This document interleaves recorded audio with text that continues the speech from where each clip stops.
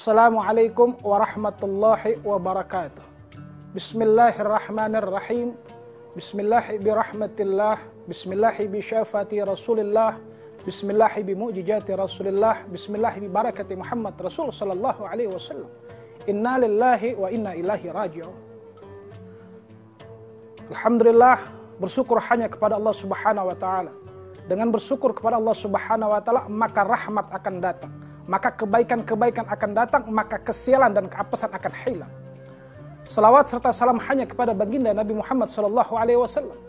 Kenapa kita mesti berselawat? Karena Allah Subhanahu wa taala tekankan di dalam Al-Qur'an, innallaha wa malaikatahu yusalluna 'alan nabi ya ayyuhalladzina amanu sallu 'alaihi wa sallimu taslima.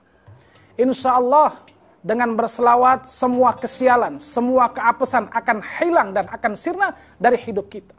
Semua hutang akan lunas, yang punya hutang akan lunas, yang takut sama istri, insya Allah istrinya akan menjadi takluk kepada suami. Yang terpenting adalah si suami bisa mendidik kepada seorang istri. Walhasil, alhamdulillah kita banyak macam-macam berselawat untuk menghilangkan kesialan-kesialan dalam diri. Kenapa? Karena manusia, kenapa manusia bisa diliputi dengan kesialan? Karena manusia sering berbuat kezaliman kepada dirinya sendiri.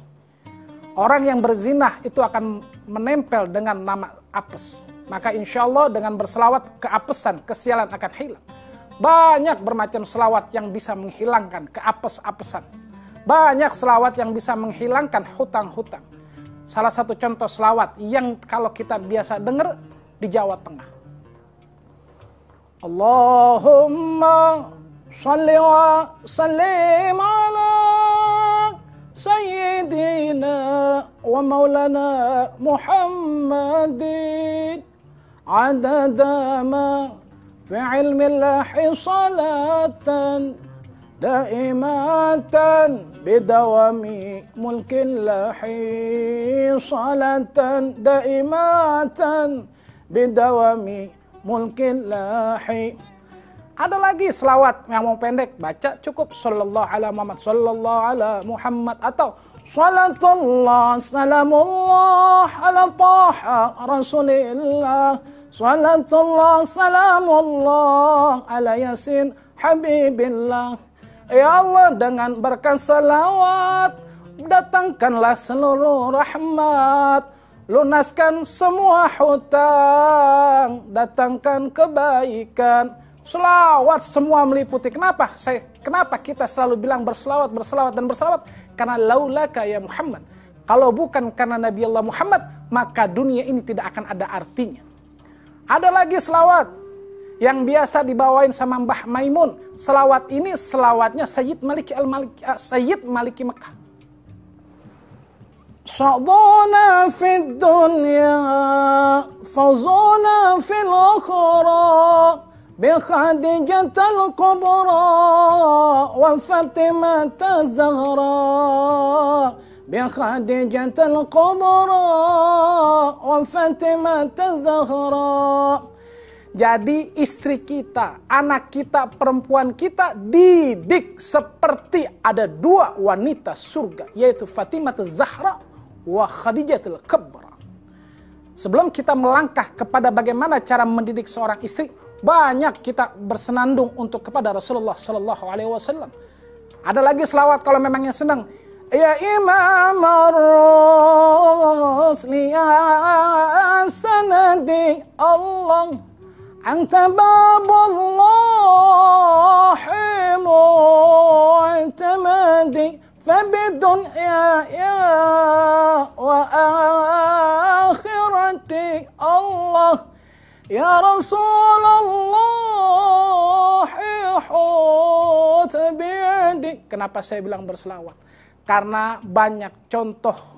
Ada salah satunya kenapa saya bilang kita mesti banyak berselawat. Karena untuk mendidik seorang istri, begitu kerasnya mempersatukan antara dua kepala, begitu kerasnya mempersatukan dua hati antara laki-laki dan perempuan, tidak mudah. Karena dalam hidup kita cuma punya dua pilihan, istri kita atau ibu kita. Banyak orang suami bilang, saya berani sama istri. Ini berani bukan berani berarti untuk memukul atau untuk kasar, bukanlah. Tapi berani untuk mendidik istri ke jalan Allah Subhanahu wa ta'ala. Kadang-kadang kita sama istri insya Allah di luaran kita dibilang kita macan, di dalam insya Allah kita jadi kucing kalau depan istri. Nah, bagaimana polanya kita untuk menjadikan diri kita tidak menjadi kucing di depan istri? Karena insya Allah banyak istri-istri di zaman sekarang, istri-istri di zaman sekarang yang rata-rata berani kepada suami. Karena sekarang mereka bertolak ukur kepada zaman emansipasi wanita. Saya sangat setuju dengan emansipasi wanita karena wanita mesti cerdas, wajib. Karena apa? Siti Khadijah cerdas. Siti Khadijah, beliau adalah pengusaha, saudagar yang mendukung Rasulullah Sallallahu Alaihi Wasallam. Tapi Siti Khadijah begitu sayang kepada Nabi, begitu takluk hatinya kepada Nabi. Beda dengan wanita-wanita bukan yang nonton di sini. Saya yakin wanita-wanita yang tidak nonton di sini. Ada salah satu kisah. Si anak sayang sekali sama ibunya. Ini di zaman Rasulullah Sallallahu Alaihi Wasallam. Ini anak sayang sangat sekali sama ibunya. Walhasil sebelum nikah, apapun yang dia punya dikasih ibunya. Misalkan dia gajinya 1 juta. Itu 900 ribu dikasih ibunya, 100 ribu hanya dipegang untuk dia makan. Sampai akhirnya dia berdoa, dia mau pengen mendapatkan seorang istri yang cantik. Allah gabul. Mendapatkan istri dari keturunan yang bagus, Allah gabul. Sampai akhirnya ekonominya bagus. Tapi setelah menikah, kesayangannya kepada ibu akhirnya berpindah kesayangan kepada seorang istri. Karena apa? Karena hati si suami itu takluk kepada istri. Yang bahaya adalah ketika kita mempertaruhkan hati kita kepada kecintaan kita, yaitu selain Allah wa Rasul, maka kita akan dijajah hati kita. Walhasil, si suami ini akhirnya tidak pernah nengokin ibunya. Ibunya sedih sekali. Ibunya datang, Assalamualaikum. Kata istrinya, ibu mau ngapain kemari? Saya mau ketemu putra saya, maaf putra ibu sekarang lagi kerja. Udah deh, ibu kan dulu sama anak ibu sudah puas tuh. Sekarang kasih saya sebagai istrinya untuk ngurusin anak ibu. Ibu di rumah aja. Ya Allah, itu ibu hatinya nangis. Kok saya punya mantu begini, ya Allah, sedih banget. Akhirnya dia pulang, dia doa, ya Allah kasih anak saya hidayah untuk dia balik lagi ke hati saya. Anaknya pulang, dia nanya. Anaknya pulang, datang istrinya. Yang tadi ibu kamu datang. Terus kata si suaminya, mana ibu? Kenapa kamu gak suguhkan yang lainnya? Udah deh, ibu itu nyusahin kita. Kamu lebih sayang saya atau sayang ibu? Nah, ketika si istri bilang sayang saya atau sayang ibu, maka si suami goyang. Ketika dia bilang sayang sama ibu, maka cuma ada kata-kata istri, perceraian. Dan itu banyak kejadian di zaman sekarang. Kamu pilih saya atau kamu pilih ibu kamu. Allahumma sholli ala Muhammad, na'udzubillah, summa na'udzubillah. Maka gantungan kita hati kepada Allah wa Rasul, maka kita tidak akan takluk kepada makhluk. Agungkan Allah, agungkan Rasulullah.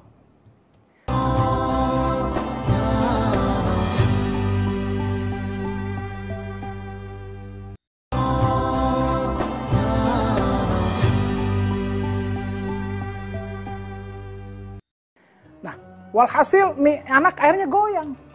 Dia bilang, ya udah deh, saya untuk sementara nyenengin kamu. Dia coba curi-curi untuk temu ibunya. Walhasil ketahuan dia curi-curi ketemu ibunya, istrinya beneran marah. Istrinya marah, yang tadi saya udah bilang kamu pilih saya atau ibu kamu. Nah, dia akhirnya milih istrinya. Si ibunya nangis. Ibunya nangis ketika air mata seorang ibu jatuh. Ketika air mata ibu jatuh, maka disitulah laknat Allah Subhanahu wa Ta'ala menyertai si suami dan istri. Si istri lupa kalau dia bakalan punya anak. Si istri lupa kalau dia bakalan punya anak yang anaknya akan seperti dirinya. Karena hukum itu akan sampai kepada dirinya. Siapa yang berbuat, maka dia yang harus bertanggung jawab. Nah, walhasil si suaminya datanglah sakaratul maut. Ketika sakaratul maut, ini suami nggak bisa dilafadzkan, suruh ikut la ilaha illallah Muhammad Rasulullah, nggak bisa ngucap. Bibirnya keluh. Padahal si suami ini atau si anak ini sungguh taat ibadahnya kepada Allah Subhanahu wa Ta'ala. Padahal si suami ini ngajinya nggak lepas. Dia nggak lepas, tapi dia lupa bahwasanya ada ibunya yang mendoakan dia secara ikhlas. Yang namanya ibu mendoakan kita secara ikhlas. Yang namanya ibu melahirkan kita dengan mempertaruhkan nyawa. Akhirnya si istri ini bilang ke Ustadz, ini kita bilang anggap di zaman sekarang. Ustadz, tolong temuin ibunya. Ini anaknya udah sakaratul maut. Dia datang nih ke ibunya. Bu, si fulan lagi sakaratul maut. Sepertinya banyak salah sama ibu. Ibu mau maafin gak? Apa kata si ibu? Saya tidak punya anak yang namanya si fulan. Karena hubungan saya dengan dia sudah terputus. Allah. Ketika ibu bilang hubungan sudah terputus, maka laknatullah menyertai anak itu. Walhasil ini anak, si ibu bilang, dia sudah tidak ada hubungan lagi. Dia sudah tidak ada hubungan darah lagi antara aku dan dia. Sudah terputus darahku ketika dia tidak menganggap aku ibunya lagi. Akhirnya ini pulang si Ustadz. Ini anak udah nggak diakuin. Jadi solusinya apa? Walhasil solusinya adalah cuma satu. Dibakar. Kenapa dibakar? Ini untuk menggugah hati seorang ibu. Ini ada di zaman Nabi Muhammad SAW. Tadi saya kisahkan di zaman sekarang. Ini kisah nyambung fasal to fasal.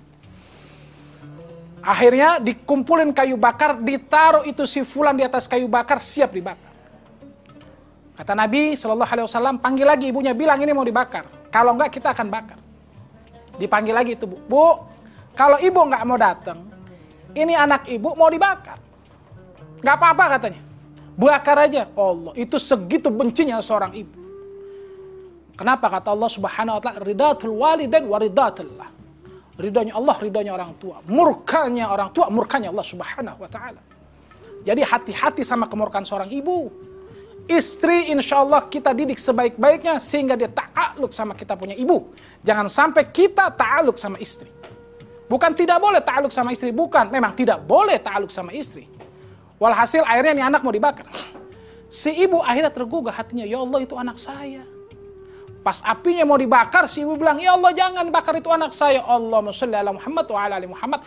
Itu anak akhirnya bisa mengucapkan asyhadu an la ilaha illallah wa asyhadu anna Muhammad Rasulullah. Dari kisah yang kita pelajari hari ini adalah begitu doanya seorang ibu digabulkan. Jadi kalau kita mau berhasil di dunia wal akhirah, minta doa kepada ibu. Jadi kalau kita punya gaji 100 juta, 50 juta kasih ibu, 50 juta kasih istri. Tapi biasanya ini kalau dapat gaji 100, 90 buat istri, 10 buat ibu. Sudah tidak adil, padahal ibu kita yang hak atas harta kita. Kita beliin mobil baru istri kita, belum tentu kita beliin mobil buat ibu kita. Kita ajak makan istri kita ke restoran, belum tentu kita ajak makan ibu kita ke restoran. Karena buat ibu kamu senang, itu cukup. Jadi jangan lupa, kita juga akan menjadi seorang bapak dan seorang ibu. Maka perlakukan ibu kita sebagai ratu, maka kau di dunia akan diperlakukan sebagai raja. Banyaklah bertasbih kepada Allah Subhanahu wa taala. Banyaklah memuja kepada Allah Subhanahu wa taala sehingga kita akan dijaga untuk berbakti kepada orang tua. Sehingga kita akan dijaga untuk selalu istri kita menjadi istri-istri yang soleha. Kenapa? Dengan istri yang soleha, maka hati kita akan damai, hati kita akan tenang. Seorang suami akan goyang ketika istrinya marah-marah.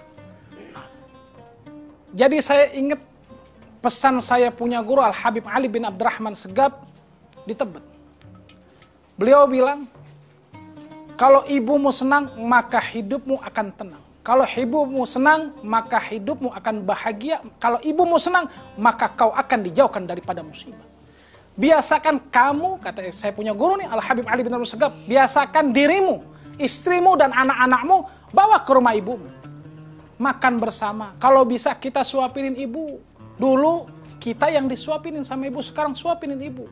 Kenapa? Karena dengan suapan kita, ibu akan bangga, ibu akan bahagia. Tugas kita cuma satu, membahagiakan ibu, meridhoi ibu. Ketika ibu kita ridho, maka urusan dunia kita gampang dan lancar. Jos. Kalau bisa kita biasakan sama ibu kita bertasbih kepada Allah Subhanahu wa taala bersama-sama sehingga ibu kita bangga punya anak seperti kita. Biasakan kita bertasbih. Contoh tasbihnya, misalkan kita baca Subhanallah walhamdulillah wa la ilaha illallah wallahu akbar wa la hawla wa la quwwata illa billahil aliyyil azim. Biasain kita bersenandung sama ibu kita. Kita biasanya kalau kecil kita yang dinyanyiin ibu kita. Biasanya kalau kecil kita yang didongengin ibu kita. Sekarang kita yang senandung bareng sama ibu kita. Sehingga ketika ibu kita ridho, maka urusan kita semuanya mudah. insya Allah jadikan istri kita ini berbakti kepada ibu kita, maka insya Allah kita punya mantu, kita punya anak berbakti kepada kita juga. Jadi berbaktilah kepada ibu. Doakan ibu kita selalu. Baca Rabbighfirli wali walidayya warhamhuma kama rabbayana shaghira. Jangan pelit.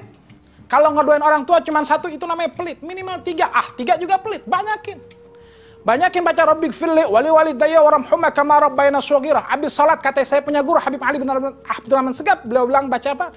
Astaghfirullahalazim li walidayya. Banyakin buat orang tua kita. Kenapa? Karena orang pelit itu jauh dari manusia, dekat sama neraka. Orang pelit itu jauh dari surga, dekat sama neraka. Kalau orang baik itu dekat dengan manusia, dekat dengan surga.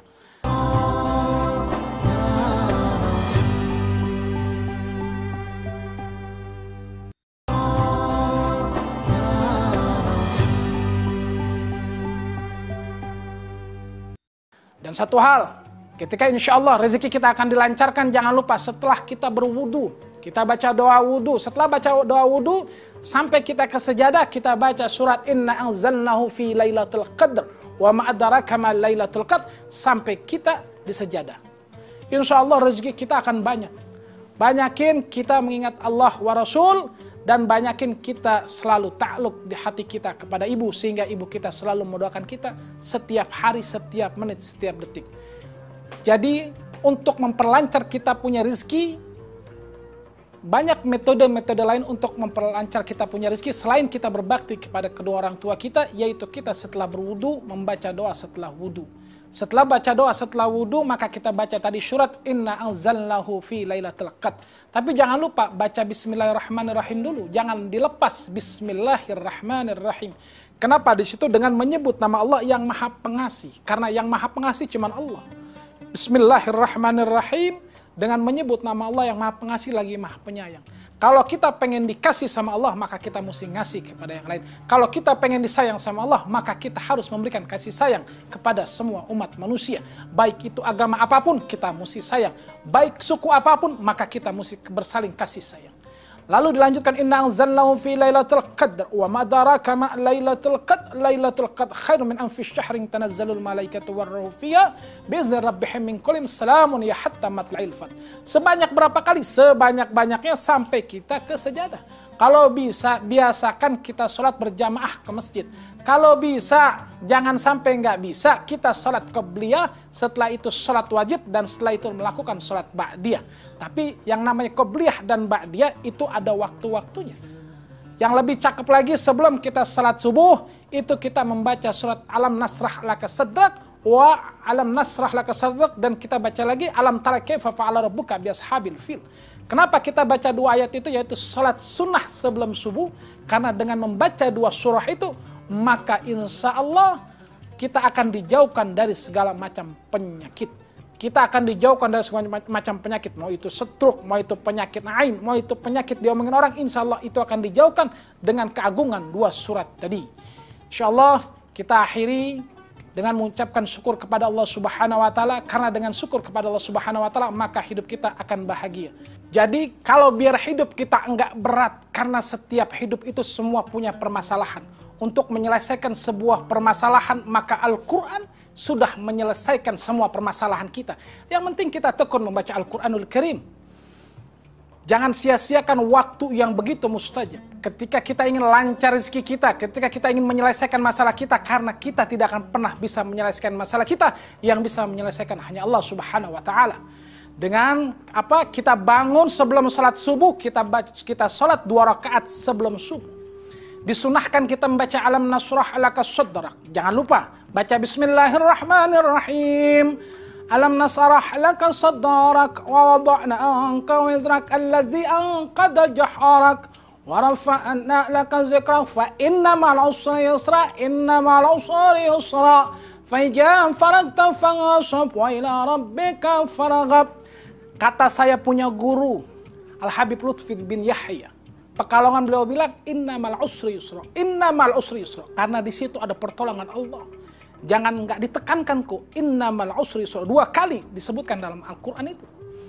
itulah penolong kita. Tapi jangan lupa, yakinkan dalam diri kita, kita membaca ini karena Allah. Kita membaca ini karena memang di situ ada sebuah pertolongan Allah yang tidak bisa manusia lakukan. Ketika kita berharap kepada manusia, maka cuma satu jawabnya, kecewa. Jangan gantungkan diri kita kepada manusia, kecewa akan datang. Setelah itu rakaat kedua kita baca Bismillahirrahmanirrahim. Alam tara kaifa fa'ala rabbuka bi ashabil fil. Alam yazal kaidahum fi tazlil wa arsala 'alaihim tayran ababil tarmihim bihijaratin min sijil faj'alahum ka'asfin ma'kul. Itu baca di surah kedua. Siapa yang membaca dua surah ini saya dengar daripada Habib Salim As-Satiri. Alhamdulillah saya pernah nyetrin beliau ketika beliau ini namanya Sultanul Ilmi, rajanya para ilmu. Beliau bilang jangan tinggalkan dua surah ini sebelum salat subuh. Saya dapat nasihat ini dari Habib Salim As-Satiri. Saya dapat nasihat ini dari Habib Ali bin Abdurrahman Segaf. Saya dapat nasihat ini dari Kiai Anwar Lirboyo. Jadi insya Allah ini ulama-ulama kita pakai. Ingat, kita ambil setiap nasihat yang punya nasnya kepada Rasulullah Sallallahu Alaihi Wasallam. Karena saya yakin guru saya terus bersambung kepada Rasulullah Sallallahu Alaihi Wasallam. Bukan berarti kita tidak boleh lihat di Google, boleh. Tapi lihat siapa yang berkata sehingga nasnya sampai nyambung kepada baginda Nabi Muhammad Sallallahu Alaihi Wasallam. Setelah salat qabliyah, di situ ada selah-selah kita membaca subhanallah wa bihamdi subhanallahil azim, astagfirullah, insyaallah doa kita dihapuskan kepada Allah Subhanahu wa taala. Ketika ada waktu lagi kita berselawat kepada baginda Nabi Muhammad sallallahu alaihi wasallam. Kenapa? Selawat. Karena semua selawat akan mendapatkan rahmat. Dengan selawat masalah akan hilang. Dengan selawat rahmat datang. Ketika rahmat datang urusan clear. Yang penting kan hidup nggak punya masalah. Seperti kita kecil, sampai dewasa, sampai kita sekolah, kita nggak mikirin tuh uang jajan dan yang lainnya. Begitupun dengan kita berselawat. Maka semua urusan kita sama Allah Subhanahu wa taala rapi. Banyak macam-macam selawat yang tadi kita sudah bacakan. Kalau kita pengen merdu lagi, abis kita baca Quran tadi, kita baca selawat yang deketin sama Quran. Ini selawat yang biasa dipakai setelah khataman Quran. Salatullahi wa salam ala man uhiyal Qur'an. Salatullahi wa salam ala man uhiyal Qur'an wa ahli baitihil kiram wa sahbihi jawil Qur'an. Banyakin hati kita kepada Quranul Karim. Dekatkan diri kita kepada Al-Quranul Karim. Karena saya yakin diri kita kalau udah lihat handphone melebihi kita baca Al-Quran. Padahal nanti di akhirat, padahal nanti di alam kubur, kita itu dilihat seberapa bagusnya sholat kita, seberapa banyaknya kita punya baca Al-Quran. Maka kita akhiri semua dengan berselawat. Dengan selawat maka doa kita akan digabul subhanallah Allah Subhanahu wa taala. Bismillahirrahmanirrahim. Allahumma salli ala Sayyidina Muhammad wa ala ali Sayyidina Muhammad. Ya Allah, dengan keagungan dan keberkahannya Nabi Muhammad sallallahu alaihi wasallam, kabulkan seluruh hajat kita. Ya Allah, dengan keagungannya selawat, maka Allah Subhanahu wa taala jadikan istri-istri kita istri yang salehah. Wa sallallahu ala Sayyidina Muhammad Nabi ummi wa ala alihi washabihi wa barik wa sallam. Alhamdulillahirabbil alamin. Assalamualaikum.